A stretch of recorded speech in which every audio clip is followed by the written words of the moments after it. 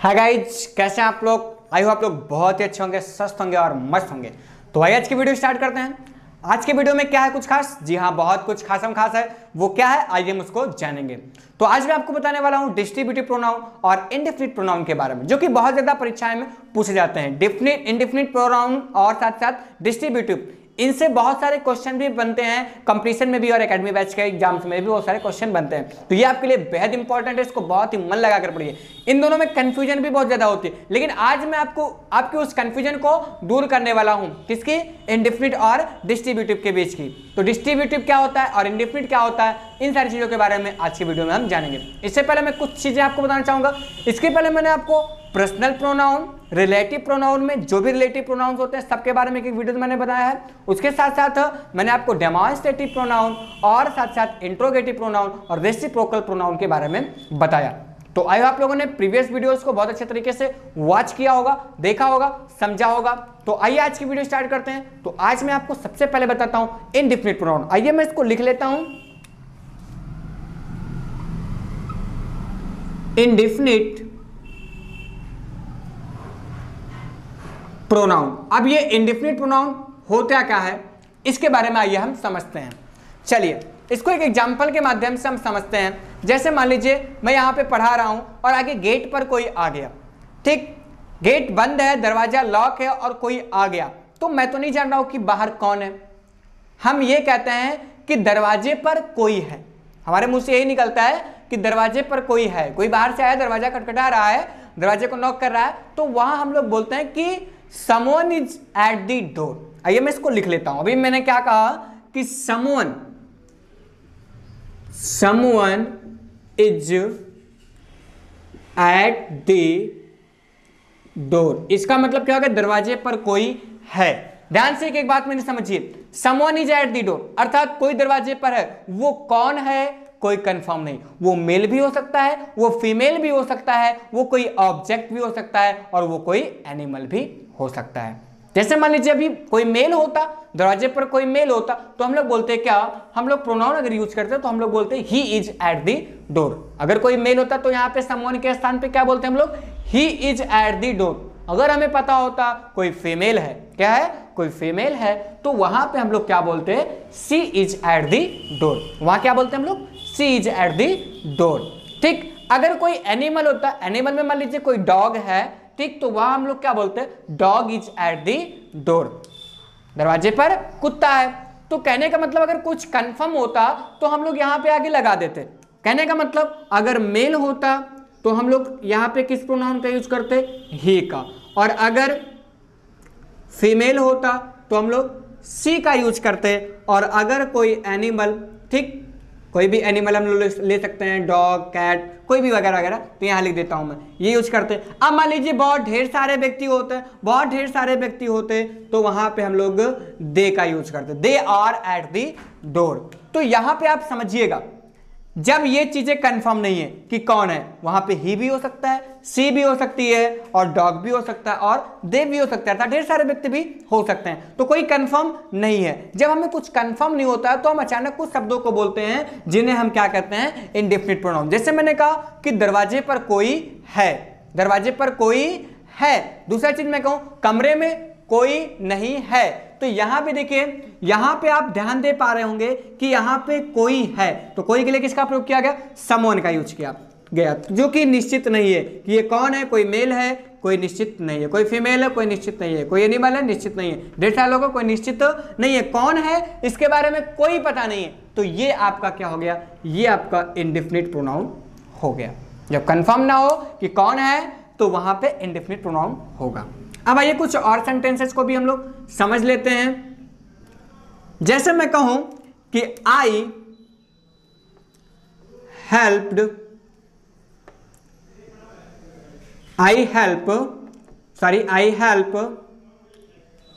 Everyone. I help everyone, मैं प्रत्येक व्यक्ति की सहायता करता हूं। यहां पे एवरीवन आया, आई तो आपका प्रोनाउन है, वो भी पर्सनल है, वो भी फर्स्ट पर्सन का है, ठीक। तो आई हेल्प एवरीवन, मैं प्रत्येक व्यक्ति की सहायता करता हूं। अब भाई किसकी सहायता करता हूं, किसी पर्सन की करता हूं या किसी एनिमल की करता हूं, कोई कंफर्म नहीं है, कोई कंफर्म नहीं है, तो ये भी आपका एवरीवन क्या हो गया, ये आपका इंडेफिनिट प्रोनाउन हो गया। कुछ और एग्जांपल लेते हैं। कभी कभी हम लोग आम बोलचाल में बोलते क्या है, कहते हैं ना कि समथिंग वेंट रॉन्ग, कुछ तो गलत है, बोलते हैं समथिंग, या ऐसा भी बोल सकते हैं समथिंग इज गोइंग रॉन्ग, अर्थात कुछ गलत हो रहा है, कुछ गलत हो रहा है। अब वो क्या गलत हो रहा है, वो क्या गलत चल रहा है, कोई कंफर्म नहीं है। तो यहां पे आपका जो समथिंग है वो भी आपका क्या हो गया, इंडेफिनिट प्रोनाउन हो गया, अर्थात कोई कंफर्म नहीं है कि क्या गलत हो रहा। कुछ और एग्जांपल समझाता हूं मैं आपको। जैसे हम लोग कभी कभी बोलते हैं क्या, ऑल इज वेल, क्या बोलते हैं, ऑल इज वेल, ठीक, जो भी चीजें हैं जनरली चीजें मैं बता रहा हूं, ऑल इज वेल हम लोग बोलते हैं सब ठीक ठाक है, सब ठीक ठाक है, उसमें कोई कंफर्म नहीं कि मैं ठीक ठाक हूं, या जो मैं नौकरी कर रहा हूं उसमें सब कुछ ठीक ठाक है, या मेरे घर परिवार में सब कुछ ठीक ठाक है, या मेरे मम्मी पापा ठीक ठाक है, ये कोई कंफर्म नहीं है। उसने कह दिया एक शब्द में कि सब ठीक ठाक है, इसका मतलब कोई निश्चित नहीं कि किसके बारे में उसने बताया, किसके बारे में उसने बताया ये कोई कंफर्म नहीं, उसका मतलब सब ठीक ठाक है। तो यहां जो आल है ये भी आपका क्या हो गया, ये भी आपका इंडेफिनिट प्रोनाउन हो गया। तो आई होप आप लोग को ये बातें बहुत अच्छे तरीके से समझ में आ गई होंगी कि इंडेफिनिट प्रोनाउन क्या होते हैं। वे प्रोनाउन जिनके बारे में कोई निश्चित नहीं होता है, जिनके बारे में कोई निश्चित नहीं होता, जैसे यहाँ पे समवन के बारे में कोई निश्चित है कि कौन है, कोई कंफर्म नहीं। यहाँ एवरीवन के बारे में कोई निश्चित है कुछ है जी, कोई कंफर्म नहीं। समथिंग के बारे में जी नहीं, ऑल के बारे में जी नहीं। इसी तरह से और भी चीजें हो सकती हैं, जैसे नन हो सकता है, क्या हो सकता है, नन हो सकता है,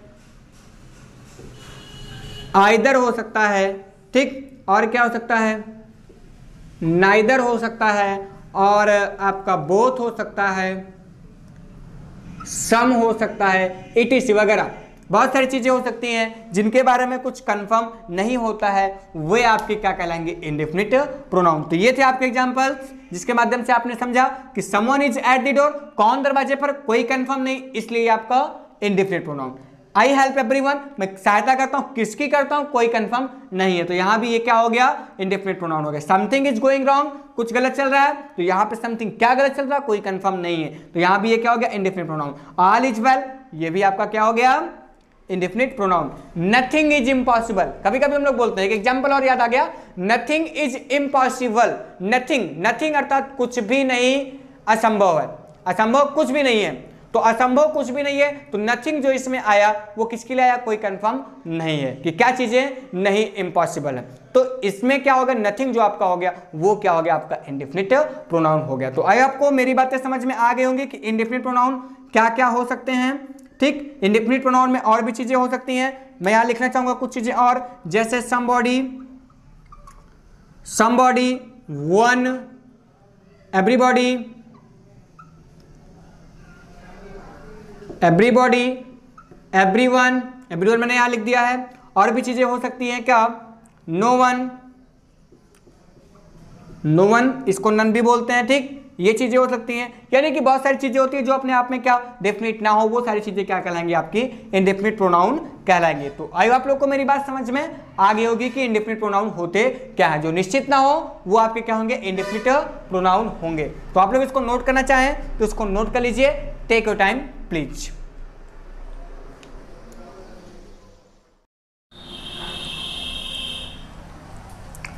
तो यहां कुछ सेंटेंस आपके सामने लिखे गए हैं जिसको आप लोग एक बार ध्यान से पढ़िए।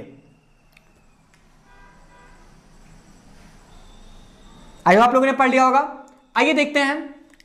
पहला सेंटेंस क्या है, all is well, all is well, सब अच्छा है, सब अच्छा है, तो कहने का मतलब कोई अलग कोई बात नहीं हो रही है, किसी चीज को अलग होने की बात नहीं हो रही है कि हाँ इसमें से कुछ चीजें अच्छी हैं, या मेरी जॉब अच्छी है, या मैं अच्छा हूं, या मेरा परिवार अच्छा है, कुछ अलग करने की बात नहीं, इसमें कह रहा है क्या, सब अच्छा है। अगला सेंटेंस पढ़ते हैं, ऑल ऑफ अस, हम में से सभी, आर वेल अर्थात अच्छे हैं, हम में से सभी अच्छे हैं, अर्थात पूरी दुनिया की बात नहीं हो रही है, यहां पे कुछ लोग हैं, अर्थात हम में से, मान लीजिए हम 10-15 लोग थे, फ्रेंड लोग थे, अब हम लोग बोल रहे हैं कि हम में से सब लोग अच्छे हैं, इसका मतलब जो 10-15 लोग हैं उसमें जो 10-15 लोग हैं वो सारे क्या हैं, अच्छे हैं।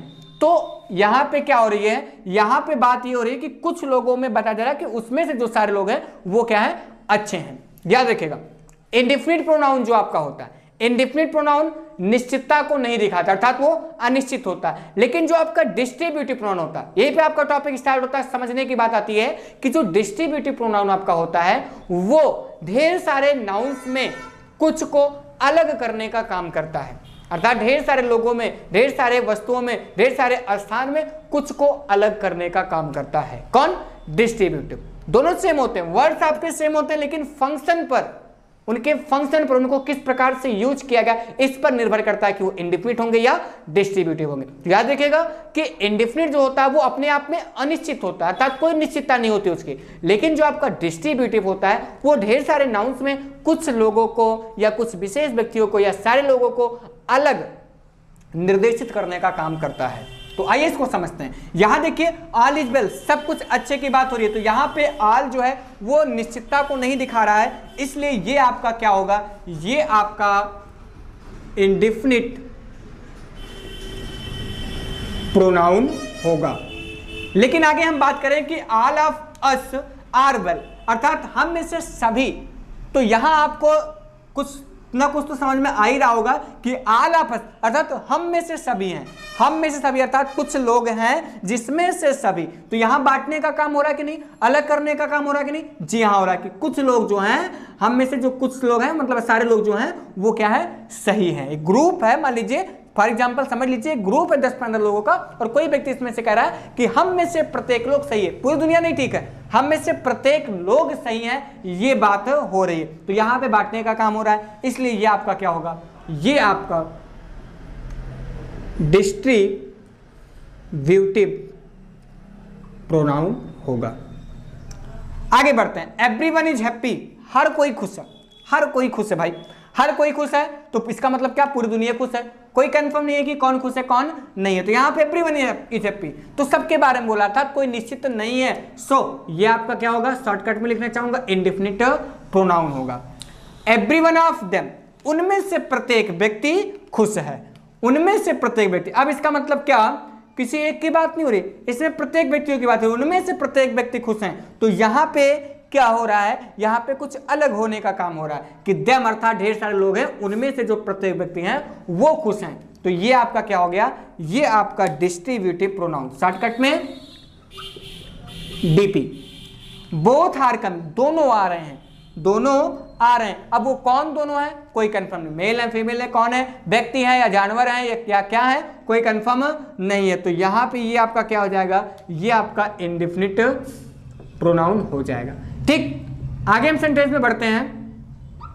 बोथ ऑफ देम, अर्थात उनमें से दोनों आ रहे हैं, उनमें से दोनों आ रहे हैं, अर्थात किसी विशेष की बात हो रही है कि वो जो उन अर्थात देम हैं, उनमें से दो लोग आ रहे हैं। तो कहने का मतलब क्या, इसमें भी अलग करने का काम हो रहा है। सो यहां पे आपका ये क्या होगा, डिस्ट्रीब्यूटिव प्रोनाउन होगा।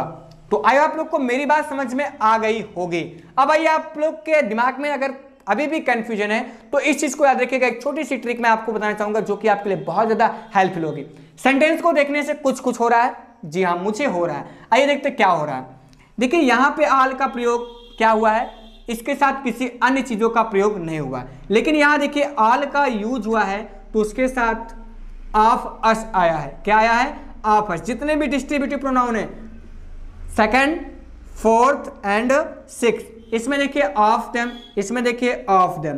अर्थात कहने का मतलब क्या, डिस्ट्रीब्यूटिव जो प्रोनाउन होगा वो अकेला नहीं आएगा, वो अकेला नहीं आएगा, वो अपने साथ प्रीपोजिशन और साथ में, वो अपने साथ प्रीपोजिशन और साथ में ऑब्जेक्टिव केस लेकर ही आएगा। कब, जब वो सब्जेक्ट के रूप में यूज किया गया है तब।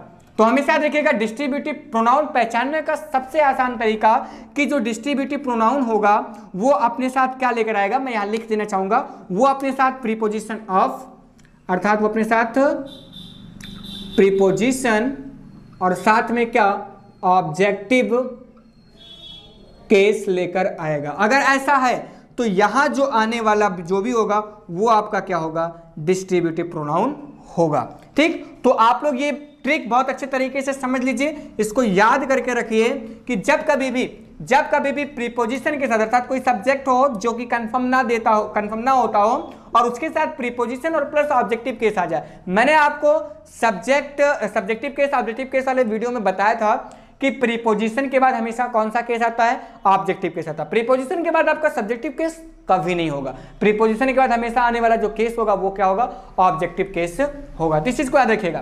तो याद देखिए प्रीपोजिशन और प्लस ऑब्जेक्टिव केस के साथ आने वाला जो भी आपका ये प्रोनाउन होगा वो आपका क्या कहलाएगा, वो आपका डिस्ट्रीब्यूटिव प्रोनाउन कहलाएगा। बस ध्यान हो कि वो चीजें अनिश्चित होनी चाहिए। जैसे एवरीवन अनिश्चित है, कौन है कोई पता नहीं, ऑल अनिश्चित है, बोथ अनिश्चित है। तो कहने का मतलब क्या हुआ कि जब कभी भी इंडेफिनिट प्रोनाउन, यही इंडेफिनिट प्रोनाउन प्रीपोजिशन और ऑब्जेक्टिव केस के साथ आता है, यही इंडेफिनिट प्रोनाउन प्रीपोजिशन और ऑब्जेक्टिव केस के साथ आता है, तो वो आपका डिस्ट्रीब्यूटिव प्रोनाउन होता है। ये ट्रिक आप लोग याद रखेंगे तो कभी भी आपको कंफ्यूजन नहीं होगी किसमें, डिस्ट्रीब्यूटिव प्रोनाउन और इंडेफिनिट प्रोनाउन में। तो इस चीज को याद रखिएगा कि इंडेफिनिट प्रोनाउन क्या होता है, अनिश्चितता को दिखाता है, और डिस्ट्रीब्यूटिव प्रोनाउन क्या करता है, अलग करने का काम करता है। तो आई आप लोग को बहुत अच्छे तरीके से बात मेरी समझ में आ गई होगी। तो आप लोग इसको नोट करना चाहें, नोट कर लीजिए, टेक योर टाइम।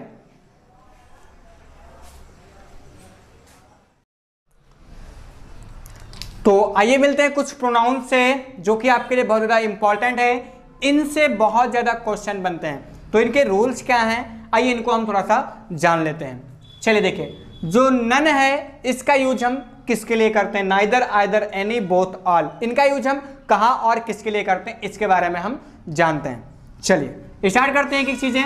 नन की बात करें तो अगर ढेर सारे लोग हैं, ढेर सारे लोगों को मैं नहीं लिखना चाहूँगा, और ढेर सारे लोगों में से किसी को नहीं दिखाना, अर्थात जीरो। ठीक, जैसे मैंने कह दिया कि 10 लोगों में से कोई नहीं आया, 10 लोगों में से कोई नहीं आया, तो 10 लोग थे अर्थात ढेर सारे लोग थे, उसमें से कोई नहीं आया। कोई नहीं आया मतलब कोई 1 2 3 आया, कोई नहीं आया ना, इसका मतलब क्या, जीरो। कोई नहीं आया इसका मतलब क्या, जीरो। तो कहने का मतलब ढेर सारे लोगों में से अगर जीरो को दिखाना हो तो हम वहां किसका प्रयोग करेंगे, नन का। ठीक, तो वहां हम क्या लिख सकते हैं, नन ऑफ 10 पर्सन। ठीक, 10 व्यक्तियों में से कोई नहीं आया है तो उसको हम क्या लिखेंगे, नन ऑफ 10 पर्सन वहां हम लिखेंगे। फॉर एग्जाम्पल समझ लीजिए, ये अपने आप में निगेटिव वर्ड होता है, अतः इसके साथ हम नॉट का यूज, किसका यूज, नॉट का यूज कभी नहीं करते हैं। इसके साथ किसका यूज नहीं होगा, नॉट का यूज नहीं होगा। इस चीज को याद रखिएगा।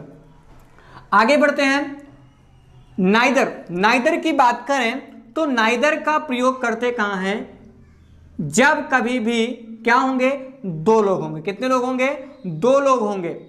तो 2 लोगों में से ठीक किसी को नहीं दिखाना हो, 2 लोगों में से कोई नहीं आ रहा, जैसे कि 2 लोगों में कोई नहीं, अगर हमने कह दिया कि 2 लोगों में से कोई नहीं आया तो वहां पे हम लोग क्या यूज करेंगे, नाइदर का, neither of the 2 person, neither of the 2 person ऐसा हम कहेंगे।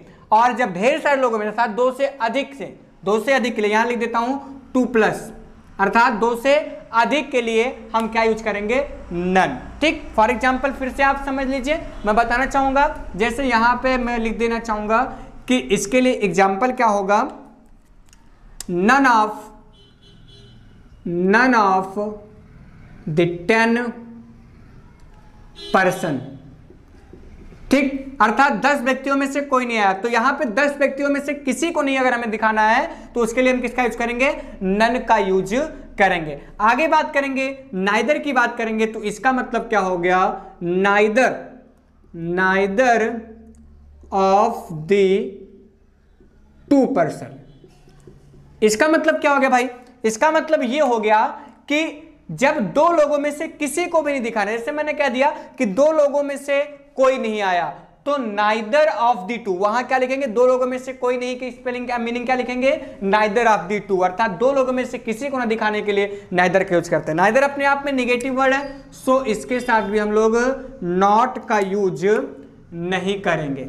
ठीक, आइदर की बात करें तो आइदर भी क्या करता है, 2 लोगों में से, ये क्या करता है, 2 लोगों में से किसी एक को दिखाता है, 2 लोगों में से किसी एक को दिखाता है। जैसे मैं कहूं कि दोनों में से कोई एक आया, दोनों में से कोई एक आया, 2 लोगों में से कोई एक आया, तो वहां के लिए हम लोग क्या लिखेंगे, इसमें हम लिखेंगे क्या, आइदर ऑफ द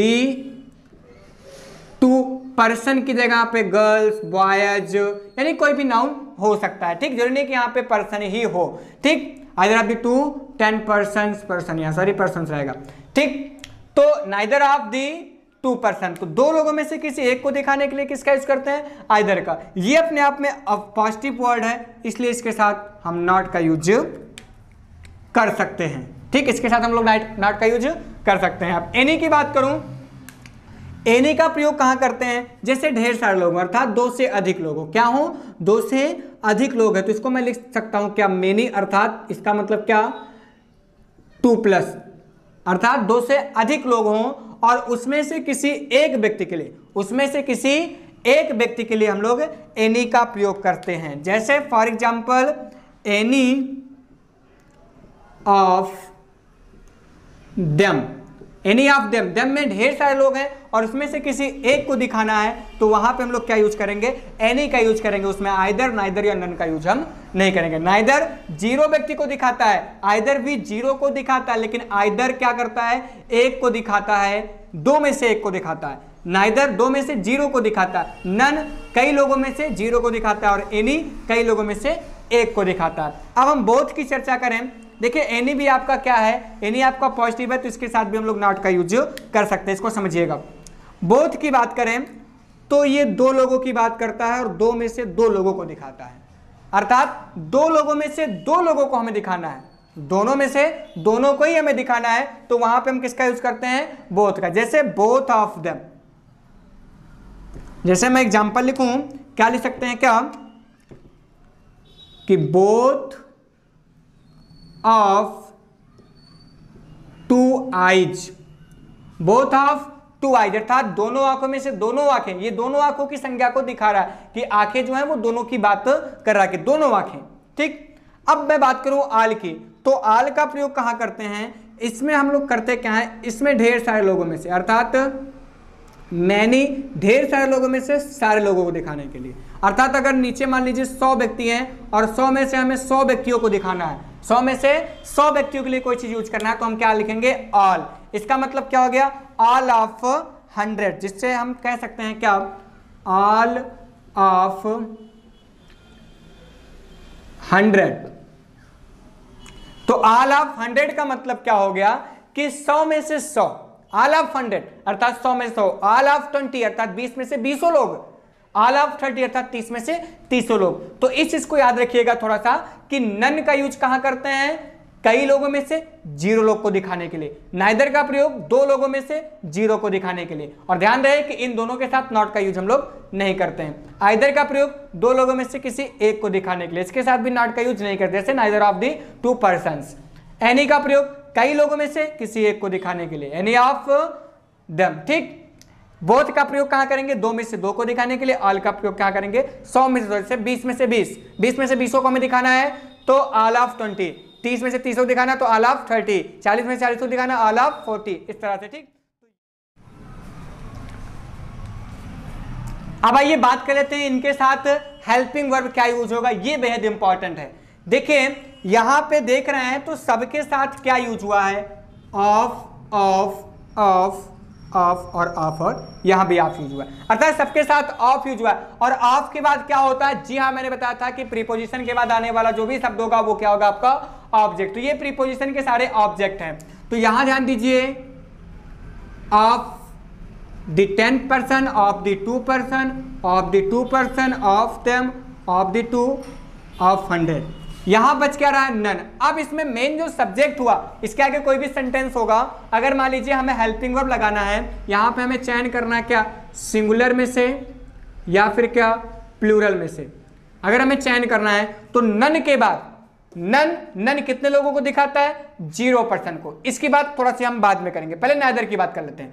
नाइदर जो क्या करता है, वो 2 में से 0 को दिखाता है, 2 में से 0, और 0 का मतलब मिनिमम 1 उसको हम मानते हैं। इंग्लिश के लैंग्वेज में 0 का मतलब उसको हम मिनिमम क्या मानते हैं, 1, और 1 का मतलब क्या हो गया, सिंगुलर। 1 का मतलब क्या, सिंगुलर। तो ये सब्जेक्ट जब आपका सिंगुलर है तो आने वाला जो वर्ब होगा वो भी क्या होगा, सिंगुलर ही होगा। क्या होगा, सिंगुलर होगा। ठीक, आगे बढ़ते हैं। आइदर 2 में से 1 को दिखाता है, यहां पे ऑफ द 2 person, ये भूल जाओ, इससे मतलब नहीं, यद्यपि यहाँ पे पर्सन है लेकिन इसके बाद आने वाला जो हेल्पिंग वर्ब होगा वो क्या होगा, सिंगुलर होगा। क्यों होगा आइए मैं आपको बताता हूं। क्योंकि जो आइदर है आपका वो क्या दिखाता है, वो किसी एक को दिखाता है, आइदर किसी एक को दिखाता है और एक का मतलब क्या, सिंगुलर होता है। तो आइदर के अकॉर्डिंग यहां पे हेल्पिंग वर्ब आपका लगने वाला जो होगा वो क्या होगा, वो सिंगुलर होगा। बहुत सारे बच्चे कंफ्यूज हो जाते हैं, देखते हैं यहाँ पे पर्सन्स, तो पर्सन देखे तो पर्सन्स को देख करके यहाँ पे प्लूरल वर्ब लगा देते हैं, लेकिन ये गलत है। आपको ये ऑब्जेक्ट है, ऑब्जेक्ट के अकॉर्डिंग हेल्पिंग वर्ब नहीं लगता, किसके अकॉर्डिंग लगता है, तो फिर सब्जेक्ट के अकॉर्डिंग लगता है। तो सब्जेक्ट आपका इसमें तो आइदर है और आइदर क्या है, सिंगुलर है। आइदर सिंगुलर होने के नाते यहाँ पे वर्ब भी क्या लेगा, सिंगुलर लेगा। एनी की बात करें तो ये कई लोगों में से एक को दिखाता है, तो यहां ऑफ देम है, तो यहां में ऑब्जेक्ट से मतलब नहीं है, हमें आगे हेल्पिंग वर्ब सब्जेक्ट के अकॉर्डिंग लगाना। सब्जेक्ट हमारा सिंगुलर है इसलिए आने वाला हेल्पिंग वर्ब क्या होगा, सिंगुलर ही होगा। बोथ ऑफ देम, बोथ कितने लोगों को दिखाता है, दो लोगों की बात करता है, दो लोगों की बात करता है, अर्थात ये प्लूरल हुआ कि नहीं हुआ, जी हाँ, एक से ज्यादा हुआ तो इसका मतलब क्या, प्लूरल हो जाता है। तो इसके साथ जो हेल्पिंग वर्ब आएगा वो होगा क्या, प्लूरल होगा। आगे बात करेंगे 100, अर्थात कहने का मतलब ऑल तो वैसे भी आप जान लो कि ढेर सारे लोग हो गए, एक से अधिक हो गया, तो एक से अधिक है इसलिए ये आपका क्या होगा, प्लूरल होगा। आइए इसको हम शॉर्टकट समझ लेते हैं।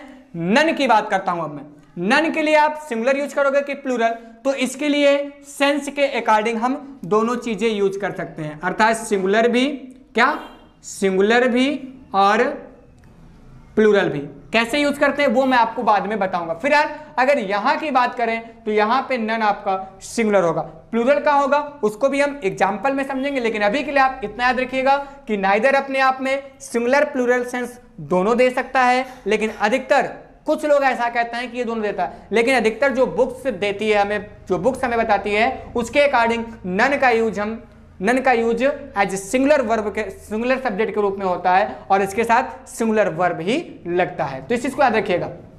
एक चीज और, नन नाइदर के साथ हम लोग नॉट यूज नहीं करेंगे, नन और नाइदर के साथ हम लोग नॉट यूज नहीं करेंगे, बाकी इन सारी चीजों के साथ हम लोग नॉट यूज कर सकते हैं। ठीक, तो यहां पे फिर से मैं इन चीजों को दोहराना चाहूंगा। नन का प्रयोग दो व्यक्तियों में से जीरो को दिखाने के लिए, इसके साथ नॉट का यूज नहीं हो सकता है और ये अपने आप में क्या होता है, सिंगुलर, इसलिए इसके साथ हेल्पिंग वर्ब क्या होगा, सिंगुलर। पर्टिकुलर बहुत ज्यादा व्यक्ति क्या यही बताते हैं। ठीक, कुछ वैज्ञानिकों ने यह भी मत दिया है, क्या दिया उसको मैं अभी आपको एग्जाम्पल में समझा दूंगा। नाइदर की बात करूं तो ये दो लोगों में से एक को दिखाता है। जब कभी भी किसी सेंटेंस में हमें दो लोगों में से किसी एक को डिफाइन करना हो, दो लोगों में से किसी एक को डिफाइन करना हो तो वहां पे हम लोग नाइदर का यूज करेंगे। ये नेगेटिव वर्ड है इसलिए इसके साथ नॉट का यूज नहीं होता है, क्योंकि सेंटेंस ये अलाउड नहीं करता है कि एक सेंटेंस में दो नेगेटिव चीजें यूज हो। नाइदर अपने आप में स्वयं नेगेटिव है इसलिए इसके साथ नॉट का यूज नहीं होता है। इसके साथ आने वाला हेल्पिंग वर्ब क्या होगा, सिंगुलर होगा। क्यों, क्योंकि ये दो में से जीरो का मतलब हम सिंगुलर मानते हैं उसको। आइदर की बात करें तो दो में से एक को दिखाता है, दो में से एक को दिखाता है, ये पॉजिटिव वर्ड है, इसके साथ नॉट यूज कर सकते हैं। और ये क्या करता है, दो में से एक को दिखाता है, इसके साथ आने वाला हेल्पिंग वर्ब क्या होगा, सिंगुलर, और ये स्वयं में भी क्या होता है, सिंगुलर। क्यों, क्योंकि दो में से एक को दिखा रहा, तो एक क्या हुआ भाई, एक आपका एक वचन ही हुआ, सिंगुलर ही हुआ। एनी की बात करूं तो एनी क्या करता है, ये कई लोगों में से अर्थात दो से अधिक, मोर देन टू, दो से अधिक लोगों में से किसी एक व्यक्ति को अलग करने का काम करता है। कई लोगों में से किसी एक व्यक्ति को अलग करने का काम करता है, इसलिए ये आपका सिंगुलर होगा, इसके साथ सिंगुलर वर्ब भी यूज होगा, इसके साथ नॉट का यूज कर सकते हैं।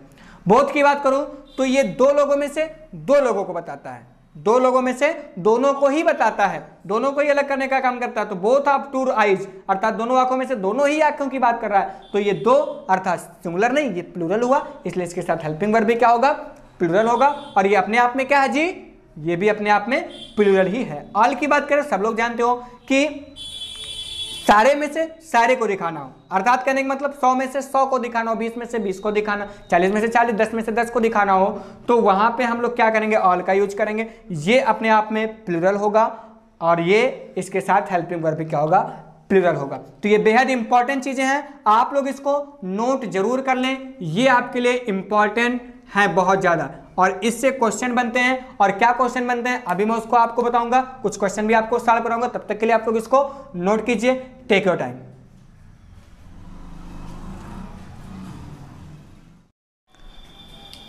तो स्टूडेंट्स यहां पे मैंने कुछ सेंटेंस लिखा है, 7 सेंटेंस आपको दिए गए हैं, जिसमें आपको करेक्शन करना है। ये सेंटेंस क्या है, रॉन्ग है, जिसमें आपको करेक्शन करना है। अब सही सेंटेंस क्या होगा, आप लोग उसको लिखिए, वीडियो को पास करके आप लोग लिखने का प्रयास कीजिए। नहीं आएगा तो साथ में मिल करके इस एक्सरसाइज को हम लोग पूरी करेंगे। तब तक के लिए आप लोग इसको नोट कीजिए और इसको सॉल्व कीजिए। Take your time.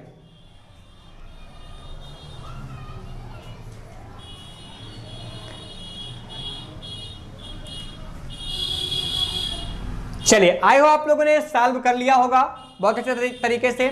आइए अब हम लोग, जो लोग नहीं कर पाए हैं साथ में मिलकर के करते हैं, और जो लोग कर लिए हैं वो लोग अपने अपने सेंटेंस को मिलाइए कि आपका मैच कीजिए क्या सही है कि गलत है। जो लोग नहीं किए हैं साथ में आकर के आइए, सभी लोग साथ में मिलकर के इस एक्सरसाइज को पूरी करते हैं। पहला सेंटेंस है neither of the two boys came late. None of the two boys came late. तो यहां पे नन दिया गया है और यहां पे दो लड़कों की बात हो रही है, अर्थात दो में से दो लड़कों की बात हो रही है। तो दो लोगों के लिए तो नन का यूज होता नहीं है, क्योंकि नन का यूज कई लोगों में से किसी जीरो को दिखाने के लिए, कई लोगों में से जीरो को दिखाने के लिए होता है। लेकिन यहां पे क्या हो रहा है कि दो में से कह रहा है, तो दो के लिए कितना यूज होता है, दो के लिए या तो हम यूज करते हैं किसका, या तो हम यूज करते हैं आइदर का। किसका यूज करते हैं, आइदर का। या फिर हम दो में से किसी एक को दिखाने के लिए, जब दो रहते हैं तो हम लोग किसका यूज करते हैं, नाइदर का। और या तो हम किसका यूज करते हैं, बोथ, अर्थात दो में से दोनों को दिखाने के लिए। तो अगर दो लोग हैं तो उनके लिए हम क्या क्या यूज कर सकते हैं, या तो आइदर, या तो नाइदर, या तो बोथ, अर्थात नन तो हो नहीं सकता। अब इन तीनों में से क्या होगा, इसको हमें सिलेक्ट करना है। ध्यान दीजिए, ये नन आपका क्या है, निगेटिव वर्ड है। यहीं पे आपको समझना है, बहुत जरूरी है समझना आपको कि नन आपका निगेटिव वर्ड होने के नाते ये जो पूरा सेंटेंस है, ये जो पूरा सेंटेंस आपका है वो आपका निगेटिव में है। अगर हम इस नन को हटा करके आइदर लगा देते हैं, यहां पे नन को हटा करके आइदर लगा देते हैं, तब ये जो सेंटेंस निगेटिव था ये सेंटेंस किस में बदल जाएगा, अफर्मेटिव में बदल जाएगा, जो कि क्या होगा, गलत होगा। क्योंकि हमें सेंटेंस नहीं चेंज करना, हमें वर्ड चेंज करना, वर्ड में करेक्शन करना है। काफी बच्चे इसको आइदर लेके चले आते हैं, क्योंकि दो लोगों में से एक को चुनना है तो आइदर लगा दिए या बोथ लगा दिए, तो ये गलत हो जाता है। अगर हम निगेटिव वर्ड को हटाते हैं तो उसकी जगह पर हमें निगेटिव वर्ड को ही लिखना होगा। इस चीज को याद रखिएगा, अगर हम निगेटिव वर्ड हटाते हैं तो उसकी जगह पे निगेटिव वर्ड लिखेंगे, अगर हम अफर्मेटिव वर्ड हटाते हैं तो उसकी जगह पे अफर्मेटिव वर्ड लिखेंगे। तो यहां हम निगेटिव वर्ड को हटा रहे हैं, तो इसमें से आइदर और बोथ आपका दोनों क्या है, ये आपके पॉजिटिव वर्ड हैं, और नाइदर क्या है आपका निगेटिव वर्ड है। इसलिए यहां पे हम लोग किसका यूज करेंगे, जी हाँ सही कहा आपने, यहां पे हम लोग करेक्शन करेंगे और लिखेंगे क्या, नाइदर। यहां पे क्या होगा, नन गलत होगा। तो यहां क्या आ जाएगा, neither of two boys came late. क्यों किया नाइदर, क्योंकि दो लोगों के लिए किसका यूज होता है, दो में से किसी एक को दिखाने के लिए नाइदर। ठीक, अब दो में से दो नहीं दिखा सकते थे, क्यों नहीं दिखा सकते थे, क्योंकि बोथ आपका अफर्मेटिव पॉजिटिव वर्ड है, और पॉजिटिव वर्ड यहां लिख देंगे तो ये सारा सेंटेंस क्या हो जाएगा, अफर्मेटिव हो जाएगा। और हमें सेंटेंस नहीं चेंज करना है, हमें केवल वर्ड चेंज करना है, भाव भी उसका बना रहे हैं। आगे देखते हैं, neither of those 6 girls. Neither का यूज किया गया, नेगेटिव वर्ड है, तो इसकी जगह पे भी हमें क्या नेगेटिव वर्ड ही यूज करना होगा। पहले आगे देखते हैं क्या ये गलत है कि सही है, नाइदर यहां सही लिया कि नहीं। देखिए, दो 6 गर्ल, 6 गर्ल अर्थात दो से अधिक है। तो जब दो से अधिक होते हैं तो कहने का मतलब जब ढेर सारे होते हैं उनमें से हमें किसे दिखाना होता है, किसी एक को, तो हम लोग क्या करते हैं, नन का यूज करते हैं। किसका यूज करते हैं, नन का। नन क्यों कह रहे हैं भाई, क्योंकि नेगेटिव हटाएंगे तो नेगेटिव वर्ड ही लगाएंगे। कईयों में से किसी जीरो को दिखाने के लिए किसका यूज करेंगे, नन का। अब यहां पे हम लोग आइदर क्यों नहीं यूज कर सकते थे, आइदर इसलिए नहीं यूज कर सकते थे क्योंकि आइदर आपका अफर्मेटिव है, इसको अफर्मेटिव लगा देंगे तो ये सेंटेंस भी क्या होगा, अफर्मेटिव, अर्थात पॉजिटिव वर्ड लगा देने से सेंटेंस भी पॉजिटिव हो जाएगा, जो कि हमें नहीं करना है। आगे देखते हैं, सॉरी पेन, आगे देखते हैं, either of these 3 candidates. 3 candidates अर्थात दो से अधिक हैं, दो से अधिक हैं, तो जब दो से अधिक होते हैं, ठीक, तो उसके लिए हम किसका यूज करते हैं, हम आइदर का यूज नहीं करते हैं। दो से अधिक के लिए पॉजिटिव अर्थ में हम लोग एनी का यूज करते हैं। मैंने बताया कि एनी क्या होता है, पॉजिटिव वर्ड होता है। नेगेटिव वर्ड नाइदर और नन होते हैं, बाकी सब जितने भी आपको बताया गया वो क्या होते हैं, पॉजिटिव होते हैं। तो पॉजिटिव हटाएंगे तो पॉजिटिव ही लगाना है हमें। तो 3 के लिए किसका यूज होता है, 3 में से किसी एक को दिखाने के लिए एनी का यूज होगा। 3 में से किसी एक को दिखाने के लिए आइदर का यूज नहीं होगा। आइदर का यूज कहां होता है, 2 में से किसी एक को दिखाने के लिए होता है। जब 3 हो गया अर्थात 2 से अधिक हो गए तो 2 से अधिक के लिए किसका यूज करते हैं, एनी। तो यहां सही क्या होगा, एनी सही होगा। None of your hands, hands कितने होते हैं, 2 होते हैं। कॉमन सेंस यूज कीजिए, यहां पे 2 हाथ हैं और 2 हाथ में से क्या कह रहा है, नन। नन कहने का मतलब क्या हो गया, ये निगेटिव वर्ड है, तो 2 के लिए किसका यूज हो सकता है निगेटिव में, और क्या होते हैं 2 के लिए, नाइदर होता है। निगेटिव में 2 के लिए क्या होता है, नाइदर। तो यहां क्या यूज करेंगे हम लोग, neither. Neither of your hands is damage. ठीक, ये आपको बात समझ में आ गई, यहां पे नन नहीं रहेगा। None of your hands are damage, क्या सेंटेंस वही है जी, नहीं गलत। आप सोच रहे हो यहां इज था, यहां क्या है, आर है, तो यहां के आगे का जो सब्जेक्ट था वो तो सिंगुलर था, लेकिन अब हमें यहां जो सब्जेक्ट लाना है वो क्या होना चाहिए, प्लूरल होना चाहिए। ठीक, तो आइए यहां पे हम लोग देखते हैं, यहां पे हम लोग नन को अगर हटाते हैं तो ऐसा कौन सा और आपका डिस्ट्रीब्यूटिव प्रोनाउन है जो कि प्लूरल होता है, क्योंकि हम लोग 2 जगह करेक्शन नहीं कर सकते, यहां भी करेक्शन यहां भी करेक्शन, 2 जगह करेक्शन नहीं हो सकता, कुछ और एक्स्ट्रा ऐड कर सकते हैं। तो यहां देखिए इसको इस तरह से लिख सकते हैं, 2 तरीके से हो सकता है। 2 हाथ हैं तो 2 के लिए किसका यूज होता है, बोथ का यूज होता है। किसका यूज होता है, बोथ का। अब आप कहेंगे कि अगर आप बोथ लगा देंगे तब तो ये सेंटेंस पॉजिटिव हो जाएगा। भाई कैसे होगा, आगे नॉट तो लगा ही सकते हैं हम लोग ना, तो यहां एक और चीज करेंगे, क्या लगा देंगे, नॉट। तो both of your hands are not damage, इस तरीके से कर सकते हैं, या फिर ऐसा लिख सकते हैं क्या, neither of your hands is damage. बाकी वो तो मैंने करके दिखा दिया। बाकी इसी सेंटेंस को इस तरीके से भी लिख सकते हैं कि both of your hands are not damage. Not क्यों लगाया, क्योंकि नन को हटाए, और नन को हटाने से सेंटेंस पॉजिटिव बन गया, और पॉजिटिव से पुनः हमें नेगेटिव बनाने के लिए यहाँ पे हमें नॉट लगाना पड़ा। तो आई होप आप लोग इस चीज को समझ गए होंगे। इसको एक तरीके से कैसे कर सकते हैं, सेंटेंस नंबर 4 के अकॉर्डिंग ऐसे भी कर सकते हैं, neither of your hands is damage. अगर हम इस यहाँ पे आर को चेंज ना करना चाहें तो यहाँ इसके आगे नॉट लगाएंगे और आगे क्या लगा देंगे, बोथ, क्योंकि 2 के लिए बोथ का यूज होता है, 2 के लिए नाइदर का भी यूज होता है, 2 के लिए आइदर का भी यूज होता है। ठीक, आगे देखते हैं, all of my hands are fill. All तो होगा नहीं, क्योंकि सारे में से सारे के लिए, अर्थात हैंड्स कितने होते हैं, केवल 2, और 2 के लिए किसका यूज करते हैं हम लोग, बोथ का यूज करते हैं। तो यहां हटाएंगे ऑल और यहां क्या लिख देंगे, both. Both of my hands are fill. तो आई आप लोग को ये बात समझ में आ गई। आगे बढ़ते हैं, none of my 2 pens. 2 pens क्या हो गए, ये आपके 2 पेन हो गए, और 2 के लिए किसका यूज करते हैं, यहां नन को हटा करके क्या लगाएंगे, neither of my 2 pens write bell.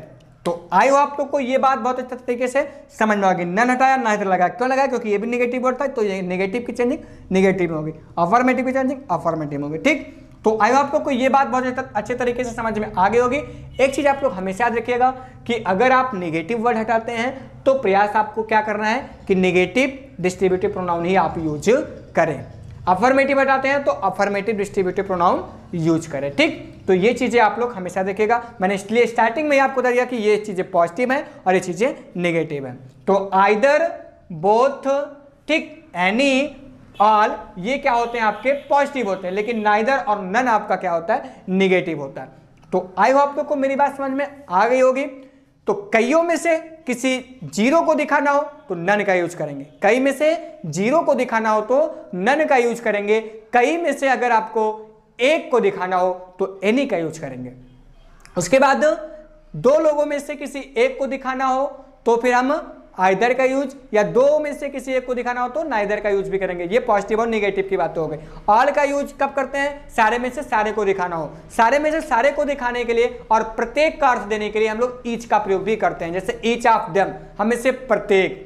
ठीक, और ऑल ऑफ देम होगा तो हम में से सभी। ये चीज आप लोग याद रखिएगा। अगर हमें प्रत्येक का अर्थ देना है तो ऑल की बजाय हम ईच का यूज करेंगे, और अगर हमें सभी का अर्थ देना है तो हम लोग वहां पे ऑल, अर्थात ईच और ऑल दोनों का यूज हम कर सकते हैं। तो आई आप लोग को मेरी बात समझ में आ गई। बोथ का यूज कहां करते हैं, दोनों में से दोनों का यूज करते हैं। ठीक, 2 में से दोनों को दिखाने के लिए हम लोग बोथ का यूज करते हैं। तो आई आप लोग को मेरी बात बहुत अच्छी तरीके से समझ में आ गई होंगी। एग्जाम्पल आपने देखा होगा, अपना मिलाया होगा। आई होप आपके सेंटेंस करेक्ट होंगे, सही होंगे, आप सेंसिटिव हैं।